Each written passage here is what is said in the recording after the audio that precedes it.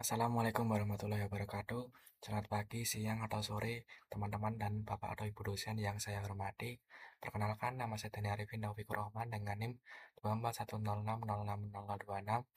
Pada kesempatan kali ini, saya akan menjelaskan materi tentang ilmu Al-Quran dan tafsir mengenai konsep nasakh dan mansukh. Sebagai pendahuluan, apa itu nasakh? Nasakh merupakan salah satu cabang penting dalam ulumul Quran atau ilmu-ilmu Al-Quran. Mengapa NASA sangat penting untuk dipelajari? Karena agar tidak terdapat kekeliruan dalam menarik kesimpulan hukum atau istinbat hukum dari Al-Quran. Kemudian, menurut para ulama, hanya orang-orang yang memahami ilmu nasakh sampai dengan mansukh yang kompeten dalam menafsirkan ayat-ayat hukum. Kemudian, di sini terdapat pengertian nasakh dan mansukh secara bahasa atau etimologi dan secara istilah atau terminologi. Yang pertama secara bahasa, izalah yang artinya menghilangkan atau menghapus. Kemudian ada juga nakal yang artinya memindahkan atau menyalin dari satu tempat ke tempat lain. Kemudian secara istilah, yang pertama ada pengertian nasakh, yaitu mengangkat atau menghapuskan hukum syar'i dengan dalil syar'i yang datang belakangan. Ya nasih, dalil atau ayat yang menghapus yang datang belakangan. Kemudian yang ketiga ada mansukh, dalil atau ayat yang dihapus hukumnya yang datang lebih awal. Secara singkatnya yaitu mansukh merupakan dalil lama yang dihapus, kemudian yang akan digantikan oleh nasih.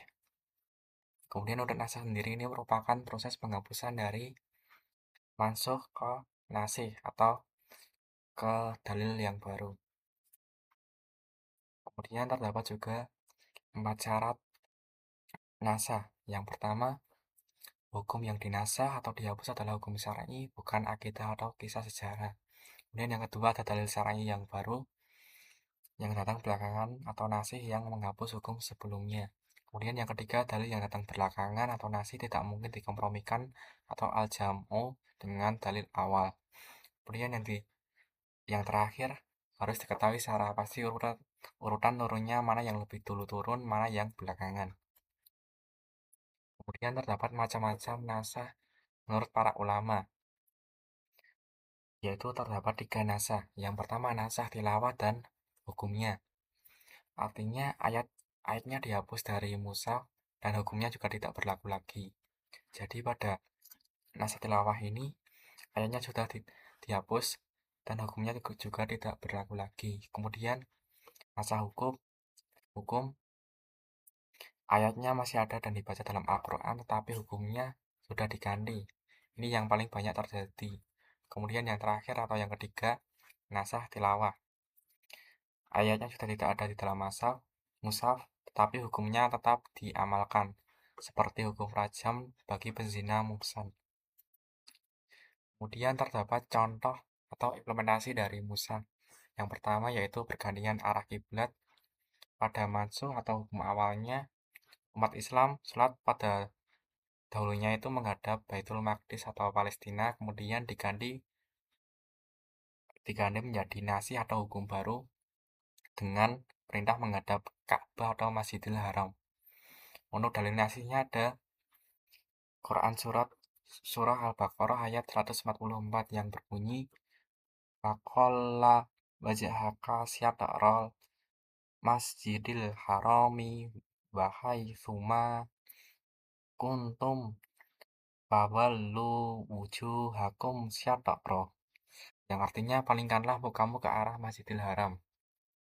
Untuk konteksnya menunjukkan ketaatan mutlak umat Islam kepada perintah Allah Subhanahu wa taala yang bisa berubah sesuai kehendaknya.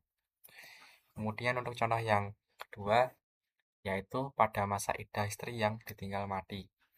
Untuk mansukh atau dalil lama, masa iddahnya itu selama 1 tahun menurut Quran surah Al-Baqarah ayat 240. Kemudian digantikan dengan nasih atau hukum baru, masa iddahnya diringankan menjadi 4 bulan 10 hari menurut Quran surah Al-Baqarah ayat 234.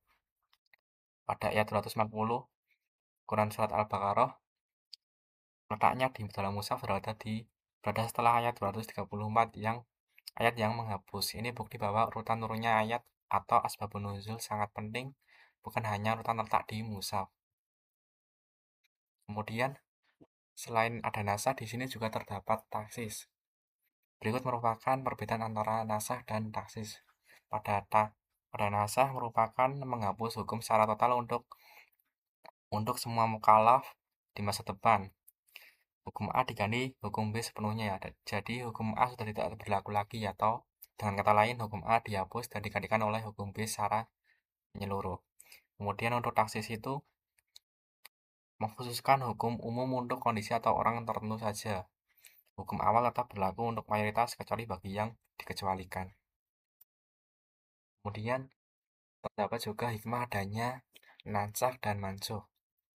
Manfaatnya yaitu yang pertama tadrij bertahap, yaitu menyesuaikan dengan kesiapan mental masyarakat. Contoh pelarangan khamr secara bertahap. Kemudian yang kedua ujian keimanan, yaitu dengan menguji manusia apakah mereka mau taat pada aturan baru yang diturunkan Allah atau hanya mengikuti kebiasaan lama. Kemudian yang ketiga kasih sayang Allah. Allah memberikan keringanan atau takhfif atau kebaikan yang lebih besar kepada umat manusia. Kemudian untuk kesimpulan, ilmu nasakh dan mansukh merupakan ilmu esensial dalam tafsir Al-Quran, membuktikan bahwa ilmu nasakh dan mansukh dalam Al-Quran diturunkan secara dinamis dan responsif terhadap kondisi sosial umat di masa kenabian. Kemudian, mempelajari nasakh dan mansukh dapat menghindarkan kita dari kesesatan dalam memahami dan menerapkan hukum-hukum Allah di masa kini. Mungkin cukup sekian penjelasan dari saya. Kurang lebihnya mohon maaf. Wassalamualaikum warahmatullahi wabarakatuh.